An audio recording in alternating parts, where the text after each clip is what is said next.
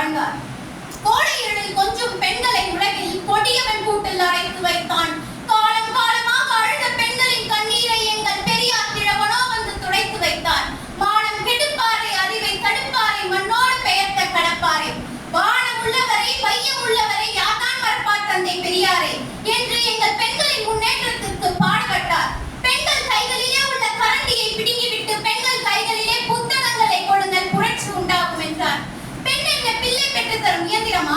போர்க்களத்தில் இருந்து போகும் வீரர்களின் எண்ணிக்கையை காட்டிலும் பிரசவத்தில் இருந்து போகும் பெண்களின் எண்ணிக்கையே அதிகம் என்று, பெண்ணே உன் வளர்ச்சிக்கு தடையாக இருக்கும் அந்த கர்ப்பப்பையை கருத்தடை செய் என்று அன்றே கருத்தடைக்கு வித்திட்டார். அவர் பெண்கள் கைகளில் எடுக்க செய்தது புத்தகம். இன்று பெண்கள் எல்லாம் படிச்சு முன்னேறி மண்ணை பார்த்து நடந்த காலம் எல்லாம் போய் இன்று விண்ணை பார்த்து பறக்கிற காலத்தில் இருக்கிறோம். பெரியார் என்ற என் தந்தைக்கு பெண்களாகிய நாம் நன்றி கடன் பட்டவர்கள் அல்லவா? ஒழுக்கம் என்னவென்று வரையறுத்து தந்தவர் என் தந்தை பெரியார். ஒருவன் தன்னிடம் எப்படி நடந்து கொள்ள வேண்டும் என்று நினைக்கிறானோ முதலில் எல்லோரிடமும் அவன் அப்படி நடந்து கொள்ள வேண்டும். அதுவே ஒழுக்கம் என்றார். அதன்படி வாழ்ந்து காட்டினார், வாழவும் அறிவுறுத்தினார்.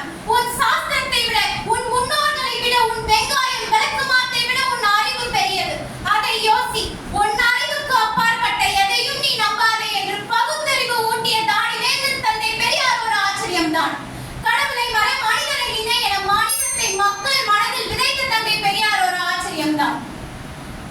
விநாயகர் சிலையை உடைத்து விட்டார், இந்து கடவுளை அவமதித்து விட்டார் என்று அவர் மீது வழக்கு தொடரப்பட்டது. அப்போது அவர் கொடுத்த வேகம் இதோ: நீ மண்ணில் உன் கடவுளை செய்து அதை கடலில் கரைக்கிறாய், நானும் அதை மண்ணில் செய்து தரையில் உடைத்து மண்ணோடு மண்ணாக்குகிறேன், இதில் என்ன தவறு கண்டீர்கள் என்றார். எந்த கோவிலையும் எந்த கோவிலுக்கும் சென்று எந்த சிலையையும் அவர் உடைக்கவில்லை. அவர் சொந்த செலவில் வாங்கி உடைத்து மனிதனை சிந்திக்க வைத்தார்.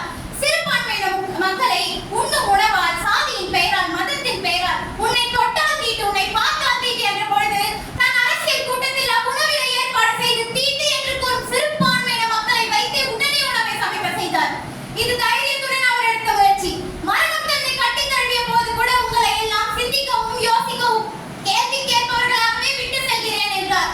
அனைத்து மக்களும் சீர்பெற்று மனிதனை நேசிப்பவர்களாக மாற தன் வாழ்நாள் முழுவதும் பாடுபட்டார் பெரியார்.